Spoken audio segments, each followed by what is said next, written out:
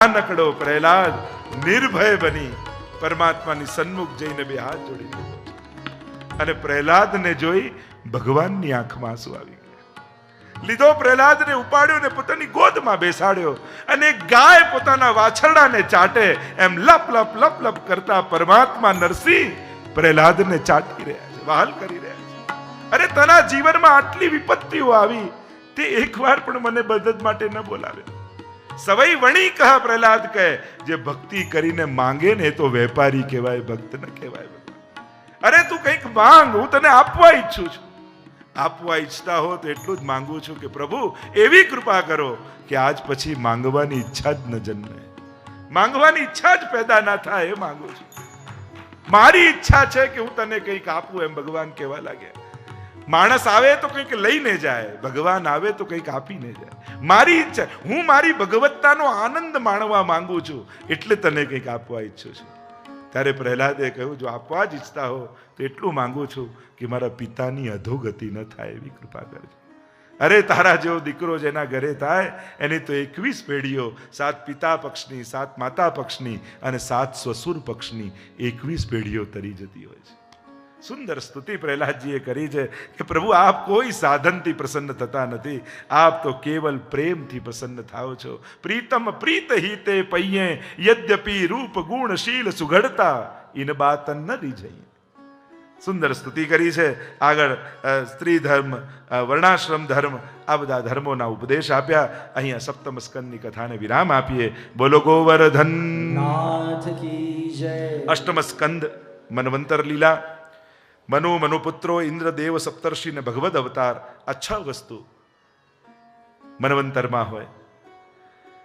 અહીંયા ગજેન્દ્ર મોક્ષની કથા આવી. ત્રિકૂટ પર્વતની નીચે એક વિશાળ વન છે, એમાં ગજેન્દ્ર રહે છે. આ જીવનો પ્રતીક છે, એટલે આ જીવને હાથી બનાવ્યો. કારણ કે કોઈ भी जीव से पूछो तो अपना परिचय भूतकाल से देता है हमेशा. जो प्राप्त किया है उससे देता है. पत्नी थी हाथी, कोठी थी हाथी, गाड़ी थी हाथी. जो बार बार हाथी हाथी करे इसलिए उसको हाथी बनाया. सब था मगर मृत्यु तो निश्चित. संसार सरोवर છે.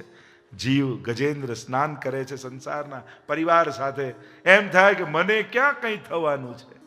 દરેકનું જીવન એમ જ ચાલવાનું હોય ને, મને ક્યાં કંઈ અત્યારે થવાનું છે, એ તો કરીશું શાંતિથી. પણ ક્યારે આ મગર આવીને પગ પકડે ને ખબર નથી પડતી. અને દરેકનો પકડાય જ છે ને. શરૂઆત જ ઘડપણની પગથી જ થાય ને. ઘૂંટણ દુખવા લાગે એટલે સમજવું કે શરૂ થયું. અને અહીંયા જ્યારે ગ્રાહ પકડે છે પગ, 10,000 હાથીઓનું બળ જળની અંદર મગરનું થઈ ગયું. બધા ભાગ્યા. કારણ કે મરનાર સાથે કોણ મરે? પાછળ રડે ખરા, મરે કોઈ નહીં. ચાહનારની ચિતા પર કોઈ ચડતું નથી, ચડવું તો એક તરફ, એની રાખને કોઈ અડતું નથી. ધનાની ભૂમૌ પશ્વશ્ચ ગોષ્ઠે બાર્યાગૃદ્વારી જના સ્મશાને દેહ ચિતાયામ પરલોક માર્ગે કર્માનુગો ગચ્છતિ જીવ. પરલોકમાં તો કરેલા કર્મો જ ભેગા આવે, બાકી કોઈ ના આવી શકે સાથે. જીવનની સમી સાંજે જખમોની યાદી જોવી હતી, બહુ ઓછા પાના જોઈ શક્યો, બહુ અંગત અંગત નામ હતા.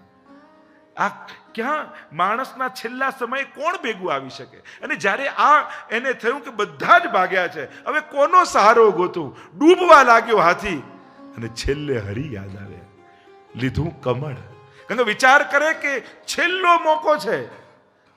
જો આપણે ત્યાં કોઈ પ્રસંગ હોય ને, બહુ નજીકના વ્યક્તિને બધાને આમંત્રણ આપી નજીકનાને ભૂલી જઈએ, છેલ્લી ઘડીએ કહેવા જઈએ ને તો શું કે હવે છેલ્લે યાદ આવ્યા, આખા ગામને કંકોત્રી આપી દીધી ને હવે નહીં આવી જાઓ. આ માણસ. અને ભગવાનને છેલ્લી ઘડીએ પણ મોકો આપો. જો ભગવાન અંતિમ શ્વાસ સુધી માણસને તક આપે છે, છેલ્લી શ્વાસ સુધી. ચલ બાળપણમાં ભજી લે, ન કર્યું. ચલ જવાનીમાં ભજી લે, ન કર્યું. ચલ ઘડપણમાં ન કર્યું, છેલ્લી શ્વાસે મારું નામ જપી લે, પહેલો આવીને હું ઊભો રહીશ. આ ભગવાન છે. છેલ્લે યાદ કરશો ને તોય જે પહેલો આવીને ઊભો રહે ઈશ્વર. છેલ્લી શ્વાસે. અને થયું કે છેલ્લો મોકો, શું ભેટ આપું? કારણ સૃષ્ટિ તો બ્રહ્માજીની બનાવેલી છે. ભગવાને જે બનાવ્યું હોય એ ભેટ આપવું જોઈએ. જો સૃષ્ટિમાં બધું બ્રહ્માજીનું સર્જન છે, પણ કમળ છે ને એ ભગવાનનું સર્જન છે. કારણ કે ભગવાનની નાભીમાંથી કમળ ઉગ્યું અને કમળમાં બ્રહ્માજી થયા. એટલે કે કમળ બ્રહ્માજીનું સર્જન નથી, એ બ્રહ્મનું સર્જન છે, ઈશ્વરનું સર્જન છે. એટલે કમળ તોડ્યું કે પ્રભુ ત્વદીય વસ્તુ ગોવિંદ તુભ્યમેવ સમ. આ તારું છે, તારું બનાવેલું છે, અને હું મારો આત્મા પણ તારો છે, તને સમર્પિત થાઉં છું હે હરી અને હે ગોવિંદ. ગરુડ પર સવાર થઈ પરમાત્મા. હ બોલ્યા ત્યાં તો ગરુડ પર સવાર થયા, રી બોલ્યા ત્યાં તો શિરચ્છેદ કરી નાખી. બોલાવ્યા હાથીએ, કૃપા કરી મગર પર. કારણ કે મગરને એમ થયું કે હરિ નામ બોલ્યો ને હાથી, તો કે આ તો હરિનો દાસ લાગે છે અને આના પગ પકડીશ તો હું તરી જઈશ. એટલે જોરથી પગ પકડી લીધો અને પ્રભુ આવીને વિચાર કરે, મને બોલાવનારો મારો દાસ, પણ એના ચરણ પકડનારો દાસાનું દાસ, એના પર તો પહેલી કૃપા કરવી જોઈએ. એટલે બોલાવ્યા હાથીએ અને ઉદ્ધાર પહેલો કર્યો મગરનો. સુંદર સ્તુતિ ગજેન્દ્રજી કરી છે, અદ્ભુત સ્તુતિ છે. વંદન કર્યા હરિ અવતારને. ભગવાને સમુદ્ર મંથન માટે દેવો દાનવોને ભેગા કર્યા અને ભેગા કર્યા કે મંદરાચલ પર્વત લીધો. જ્યાં મંથન કરવા જાય ક્ષીરસાગરમાં પર્વત નીચે જવા લાગ્યો. બોલો કચ્છપ ભગવાન કી જય. અને વાસુકી નાગને દોરડું બનાવ્યું, સમુદ્ર મંથન શરૂ થયું, અનેક વસ્તુઓ નીકળી. સૌથી પહેલા કાલકૂટ વિષ નીકળ્યું, મહાદેવજી પાન કરી ગયા, કામધેનુ ઋષિઓ લઈ ગયા, ઉચ્ચેશ્રવા ઘોડો બલિરાજા લઈ ગયા, ઐરત આદિ ઇન્દ્ર લઈ ગયો, કૌસ્તુભ મણિ પ્રભુએ ધારણ કર્યું, કલ્પવૃક્ષ સ્વર્ગમાં ગયું, વારુણી અસુરો લઈ ગયા. બોલો લક્ષ્મી નારાયણ ભગવાન. લક્ષ્મીજી પ્રગટ થયા, ભગવાનને વર્યા અને હવે તો પ્રભુને પધારવાનું. જ્યાં સમુદ્ર મંથન ચાલે છે, અમૃતનો કળશ લઈને બોલો ધન્વંતરી ભગવાન કી જય. ભગવાન મોહિની રૂપ ધારણ કર્યું અસુરોને મોહિત કરવા માટે. બોલો મોહિની ભગવાન કી જય. અને દેવતાઓને દાનવોને સમજાવ્યા, અરે દાનવો, આ ઉપરનો જે ઝોળ છે ને એ પહેલા દેવતાઓને હું પીવડાવી દઉં, રગડો છે ને તમને પીવડાવીશ. અને એવા મોહિત થઈ ગયા કે માની ગયા. અને દેવોને જ્યાં અમૃત પીવડાવતા હતા, સૂર્યચંદ્રની વચ્ચે રાહુ બેસી ગયો, અમૃત પી ગયો, સુદર્શન છોડ્યું, શિરચ્છેદ કર્યા, રાહુ અને કેતુ થયા. ભયંકર યુદ્ધ થયું. દાનવો જ્યારે મર્યા, શુક્રાચાર્ય પાસે સંજીવની વિદ્યા હતી, બધાને જીવિત કર્યા, સ્વર્ગ પર ચઢાઈ કરી. દેવતાઓ સ્વર્ગ છોડીને પર્વતની ગુફાઓમાં સંતાયા. અને દિતિ અને અદિતિ, દૈત્યોની માં અને દેવોની માં, કશ્યપ મુનિને વિનંતી કરી છે કે મારા પુત્રો દુઃખી છે. દેવતાઓની માં અદિતિએ વિનંતી કરી અને પયોવ્રતની વિધિ બતાવી. ભાદર માસની દ્વાદશીના દિવસે બોલો વામન ભગવાન કી જય. વામન ભગવાનનું પ્રાગટ્ય થયું. કોઈ કમંડળ આપ્યું, કોઈ મુંજી મેખલા આપ્યા, કોઈ દંડ આપ્યું, કોઈ અનેક પ્રકારના ઉપહારો મળ્યા. અને વામન ભગવાન ચાલ્યા ભૃગુકચ્છ, જેને આજનું ભરૂચ આપણે કહીએ. બલિરાજા યજ્ઞ આદરીને બેઠા છે અને જ્યાં ભગવાન વામનને આવતા જોયા, બધાને એમ થયું જાણે સૂર્યનારાયણ બ્રાહ્મણનું રૂપ ધારણ કરીને મારા યજ્ઞમાં આવી રહ્યા છે. આવતા જોઈને બધા ઊભા થઈ ગયા, પોતાને ખબર ન પડી. અને જ્યાં આવ્યા, સ્વાગતમને નમસ્તુભ્યમ બ્રહ્મન કિમ કરવામાં, સ્વાગત છે આપનું, આપનું શું પ્રિય કરું? હું તો સંતોષી બ્રાહ્મણ છું, હું માંગુ એ આપ. શું જોઈએ આપને? સંકલ્પ કરું, 3 ડગલા ભૂમિ જોઈએ, એ પણ મારા પગથી માપીને. અને કહ્યું લાવો શંકર, આપ છો નાના ને વાતે નાની, એકવાર મારી પાસે જે માંગે ને એ પોતે દાતા બની જાય ને. ક્યાંય આપકો તો એક ગામ લખી આપું, આપકો તો આપના વિવાહ કરીએ, આપકો તો આપને લાખો ગાય આપું, આપકો તો રત્નો આપું. મેં કહ્યું એ આપ, નહીં તો આ ચાલ્યું. સંકલ્પ કરવા જાય, શુક્રાચાર્ય રોક્યો. અરે રોકાઈ જા, ન આપીશ.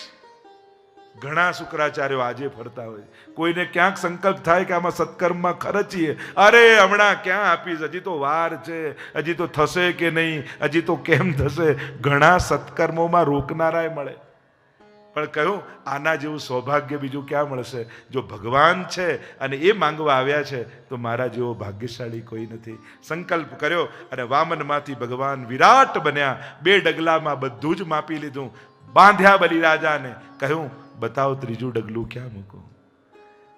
બલિરાજાએ કહ્યું સર્વ તો સમર્પિત કરી દીધું, ત્રીજા ડગલામાં સ્વનું સમર્પણ કરું. મસ્તક નમાવ્યું ને કહ્યું ત્રીજું ડગલું મારા માથે પધરાવો.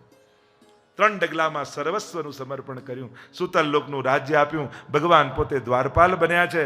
અને રક્ષાબંધનનો પ્રસંગ, લક્ષ્મીજી આવ્યા, બાંધી રાખડી બલિરાજાને અને કહ્યું આજથી તું મારો ભાઈ. કહ્યું કે અચાનક બહેન ક્યાંથી પ્રગટ થયા? કારણ કે આટલા સમયથી વૈકુંઠમાં ભગવાન આવ્યા નહીં. તો નારદજીને પૂછ્યું કે આ ગયા ક્યાં? નારદજી કહે અરે તમને ખબર નથી, તમારા પતિને તો બહુ સારી જોબ મળી ગઈ છે. તો કે ક્યાં? કે બસ આ બલિરાજાને ત્યાં અસ્કારીની ચોકીદારની. અને લક્ષ્મીજી ગયા, એ ને બધો બલિરાજા દાનવેન્દ્રો મહાબલ રક્ષા બાંધી. કહ્યું કે આના બદલામાં આપું શું કે તમારો અસ્કારી, બીજો કાંઈ નથી જોઈતું, એને મુક્ત કરો. અને ભગવાનને છોડ્યા. કુમનદાસ પાસે આવીને કે કુમન આજ કહા સિદ્ધ ભયો હે, मैं भोजन करवे आयो हूं, सखान में होड़ लगी है. कुमनदास कहे कि प्रभु घर में तो बेजर की रोटी, टेटी को शाक, दही और संधानो. प्रभु के यही तो मुकु भावे, आज तो જોઈ તું મારે જલ્દી લાવ. જે બન્યું હતું ને પ્રભુએ એ જ માંગ્યું. તમારા સામર્થ્યથી વધારે ભગવાન તમારી પાસે ક્યારે અપેક્ષા રાખતો નથી. એટલે ક્યારે પણ કોઈનું મોટું કંઈક જોઈ પોતાને ભક્તિ માટે નાના ન ગણવા લાગતા. દરેક પોતાના સામર્થ્યને ઉદાર હૃદય સામર્થ્ય કરતા અધિક કરે, પણ ક્યારે પણ આપણી અસમર્થતા એ આપણી અલાયકતા નાલાયકતા નથી બનતી. જો આપણી અસમર્થતાને કારણે આપણે ક્યારે પણ સેવા માટે ગેરલાયક નથી બનતા. એટલે ક્યારે પણ ભગવત સેવામાં, ભગવત કથામાં, ભગવત ભક્તિમાં પોતાના સામર્થ્યને કારણે પોતાને નાનો ન ગણતા. કારણ કે તમને મોટો તમારો ભાવ બનાવે છે. અહીંયા પ્રભુનો, અમારા પુષ્ટિ પુરુષોત્તમનો સ્વભાવ જ છે. ક્યારે કોઈ પણ જીવ પાસે પ્રભુએ ક્યારે એવું કાંઈ માંગ્યું નથી કે એને એવું લાગે કે હું લાવી નહીં શકું. તમે જોઈ લો 252. ઉલટાના વૈષ્ણવ પોતાની લાયકાત નહોતી તોય 1.25 લાખનું ફૂલ લઈને આવ્યા અને શ્રીનાથજીને ઘરે ઠાકોરજીને ધરાવ્યું તો શ્રીનાથજીનું મસ્તક ઝૂકી ગયું. કારણ કે થયું કે આ ફૂલ તો ઠાકોરજી માટે છે. અને પેલો યવન આવ્યો ને કે હું મારા બેગમ માટે લઈને જાઉં, અને હોડ ચાલી. પેલો કે 1000, પેલો કે 5000, પેલો કે 10,000. 1.25 લાખમાં એક ગુલાબ ખરીદ્યું અને ઠાકોરજીને ધર્યું ને તો શ્રીનાથજીનું મસ્તક ઝૂકી ગયું. આવી ઉદાર તમારા વિજયભાઈ પણ એવું, ઠાકોરજીનું છે ઉત્તમ કરો, શ્રેષ્ઠ કરો. અમારું ભાગવતજીનું છે સરસમાં સરસ કરો. જે ભાવ કરવાની જે તત્પરતા છે ને, ઠાકોરજી એનાથી રાજી થાય છે. અને એટલા માટે જ્યારે પ્રભુ ક્યારે અસમર્થતા યાદ ન અપાવતા હોય એટલે ભક્તોને ભગવાન ક્યારે અસંતોષ આપતા નથી. પ્રભુ તો હંમેશા પ્રસન્નતા આપે છે. વિદુરજીના મનોરથ પૂર્ણ થયા છે અને પ્રભુનો રથ પાછો ચાલ્યો. નિર્ધાર થયો કે હવે યુદ્ધ થવાનું જ છે. વિદુરજીને એમ થયું મારે ભાઈઓને લડતા જોવા નથી. ભગવદીઓને ક્લેશમાં રસ નથી હોતો. જો કૃષ્ણદાસ મેઘનની વાર્તામાં પણ આવે ને કે મહાપ્રભુજીને પૂછ્યું કે ઠાકોરજીને શું ગમે અને શું ન ગમે. ત્યારે મહાપ્રભુજીએ કહ્યું કે ઠાકોરજીને માખણ બહુ પ્રિય છે અને ઠાકોરજીને એમના ભક્તો બહુ પ્રિય છે. તો ઠાકોરજીને શું નથી ગમતું? તો કે ઠાકોરજીને ધુમાડો નથી ગમતો અને ઠાકોરજીને ક્લેશ નથી ગમતો. એટલા માટે પ્રભુને જ્યાં ઘરમાં બિરાજતા હોય ત્યાં ક્લેશ ન હોવો જોઈએ. ભગવદીઓએ સંઘર્ષથી બચવું, ક્લેશથી બચવું. જેને ઝઘડવું જ છે ને એને 100 બહાના મળી જવાના છે. એને બહાનાની કમી દુનિયામાં નથી. પણ જેને જીવનમાં પ્રેમ અને શાંતિથી રહેવું છે ને એનું એક જ કારણ છે, તથૈવ તસ્ય લીલેતી. જે ઘટ્યું એ ઠાકોરજીની ઈચ્છા હતી. વ્યક્તિઓ માધ્યમ હોય છે, ઈચ્છા હરિની હોય છે. અને જ્યારે હરિની ઈચ્છા માનશો ને તો ભગવાન જોડે ક્યારેય કોઈ કમ્પ્લેન નહીં રહે. કારણ કે વ્યક્તિઓ જોડે વાંધા હોઈ શકે, ભગવાનની ઈચ્છામાં દોષ કાઢે તો એના કરતા મોટો કોઈ મૂર્ખ નથી. કારણ કે પ્રભુ એની ઈચ્છામાં સર્વના હિત છુપાયેલા હોય છે. ભગવાન ક્યારે કોઈનું અહિત ક્યારે કરતો જ નથી. આપણી ગેરસમજ ઘણી વાર ભગવાનની લીલાઓમાં પણ દોષ દર્શન કરાવી શકે, એ આપણી ગેરસમજ છે. પણ ભગવાન ક્યારે કોઈનું અહિત કરતા નથી. અહીંયા વિદુરજીને એમ થયું કે લડે મારે જોવું નથી. અને વિદુરજીને વિચાર થયો કે હું યાત્રા કરવા નીકળી જાઉં. 36 વર્ષ સુધી વિદુરજીએ સહપત્ની યાત્રા કરી છે. દરેક તીર્થોના નિયમો પાળ્યા, દરેક કુંડમાં જાય ત્યાં જે દાનના વ્રતના નિયમો હોય પાળતા પાળતા વિદુરજી યાત્રા કરી રહ્યા છે. જો યાત્રાના સ્થળે જાઓ ને તો ભક્ત બનીને જજો, મુસાફર બનીને ન જતા. કેવલ ટુરિસ્ટ બનીને જનારા લોકો ઉલટાના યાત્રાના સ્થળોને પણ અપવિત્ર કરીને આવે છે.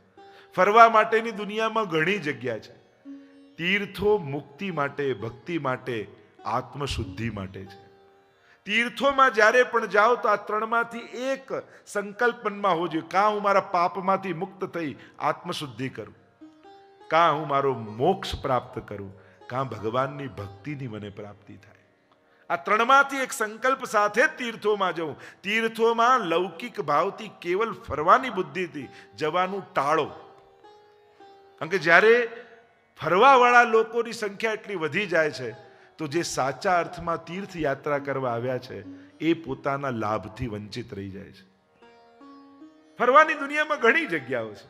તીર્થો ફરવા માટે નથી, એ આત્મોદ્ધાર માટે છે. એ ભગવાનના ધામો છે જ્યાં ભગવાન બિરાજે છે. અને ભગવાન મળવાની આકાંક્ષા સાથે જ તીર્થોમાં જવાનો આગ્રહ રાખો.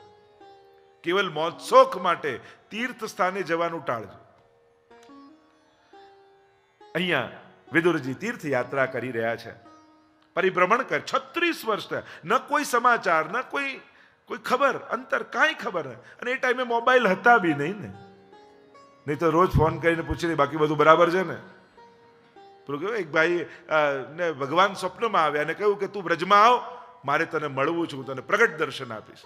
અને પેલો તો તુરંત બાંધ્યા સામાન, તાળું માર્યું ઘરને, કહ્યું પ્રભુ ધ્યાન રાખજો ઘરનું, કરીને નીકળ્યો બ્રજમાં. 1 દિવસ, 2 દિવસ, 3 દિવસ ક્યાંય પ્રભુએ દર્શન જ ના આપ્યા. થાકીને ઘરે પાછો આવ્યો તો ઠાકોરજી અદબ પાડીને ઘરના દરવાજા પાસે ઊભા હતા. અરે પ્રભુ, આપે મને ત્યાં બોલાવ્યો ને અહીંયા ઊભા છો? અરે તું જ મને કહી ગયો પ્રભુ ઘર સાચવજો, એટલે હું બ્રજમાંથી અહીંયા આવી ગયો. તું જ નીકળતા સમય બોલીને ગયો. મૂળ વાત એ છે, તીર્થો તીર્થ બુદ્ધિથી થવા જોઈએ. વિદુરજી 36 વર્ષ સુધી યાત્રા કરે છે. અહીંયા મહાભારતનું યુદ્ધ થઈ ગયું, યાદવા સ્થળી થઈ ગઈ અને ભગવાન પણ સ્વધામ પધારી ગયા. પણ વિદુરજીને કોઈ સમાચાર નથી. યાત્રા કરતા કરતા યમુનાજીના તટ પર આવ્યા ને ત્યાં ઉદ્ધવજી સાથે મેળાપ થયો. અને ઉદ્ધવજીએ સમગ્ર કથા કહી કે આ રીતે દ્વારકાધીશ પણ સ્વધામ પધારી ગયા. અને જ્યાં આ સમાચાર સાંભળ્યા વિદુરજીના નેત્રો ભરાઈ આવ્યા. અરે છેલ્લે દર્શન પણ પ્રભુના હું ન કરી શક્યો. તમે તો છેલ્લે ન કરી શક્યા, પણ ભગવાન એના અંત સમયમાં તમને યાદ કરતા હતા. મને કહ્યું છે કે વિદુરજીને સંદેશો આપજો કે માંડવ ત્યાં જઈને મળે. અને એમના માટે મેં મૈત્રેય મુનિ પાસે સંદેશો રાખ્યો છે. મૈત્રેય મુનિને જઈને મળે.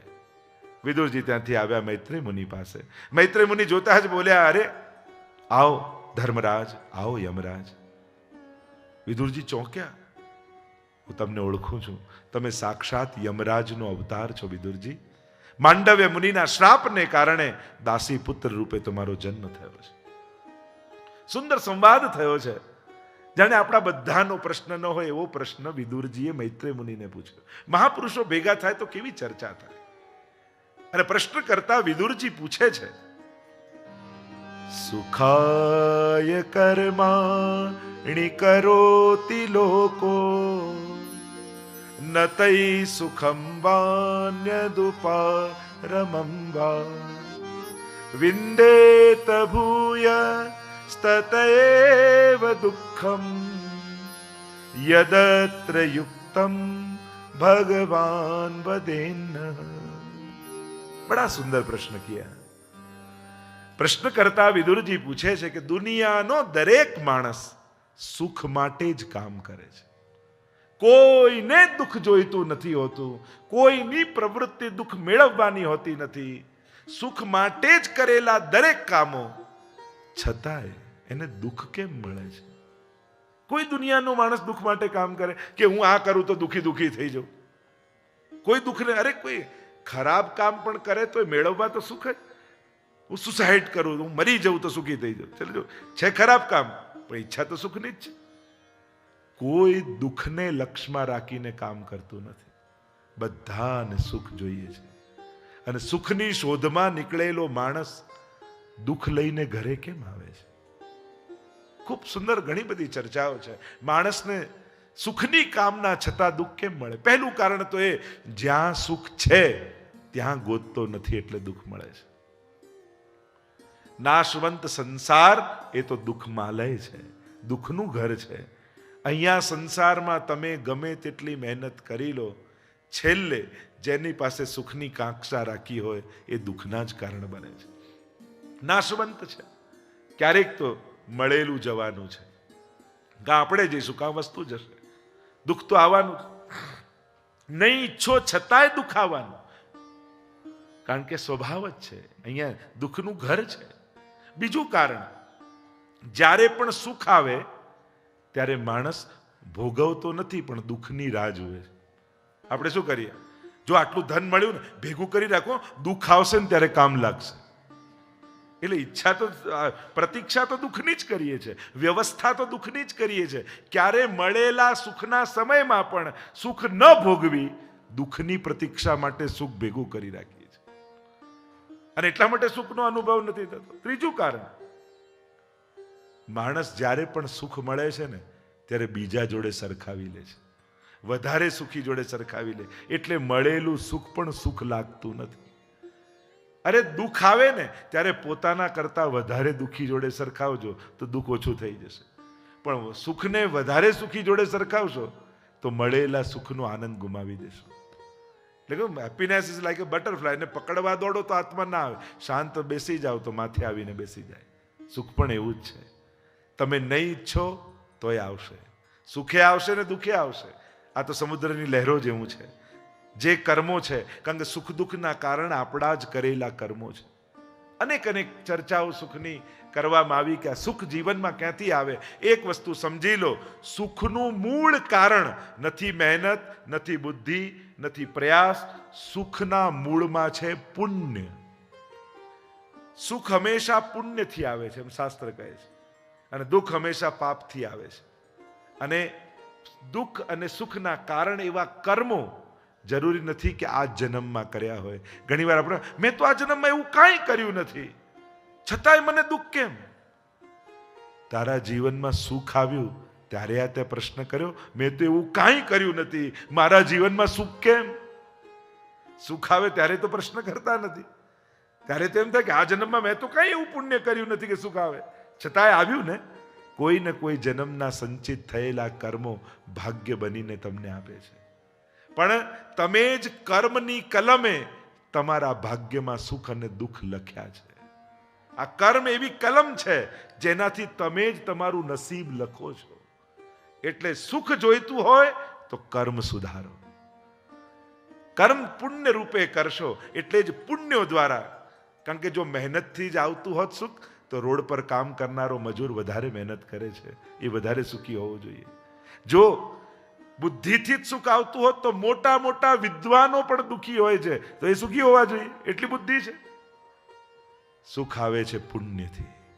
આપણે જે આનંદ પ્રમોદ કરીએ, કેટલા પૈસા ખર્ચા એનો હિસાબ રાખીએ, પણ સુખ ભોગવવામાં કેટલા પુણ્યો ખર્ચાઈ ગયા એનો તો હિસાબે રાખતા નથી. એટલે જ આપણે ત્યાં એક ક્રમ હતો કે જ્યારે પણ કોઈ સારો પ્રસંગ કરો ને ત્યારે સૌથી પહેલા દાન, પુણ્ય, સેવા કરો.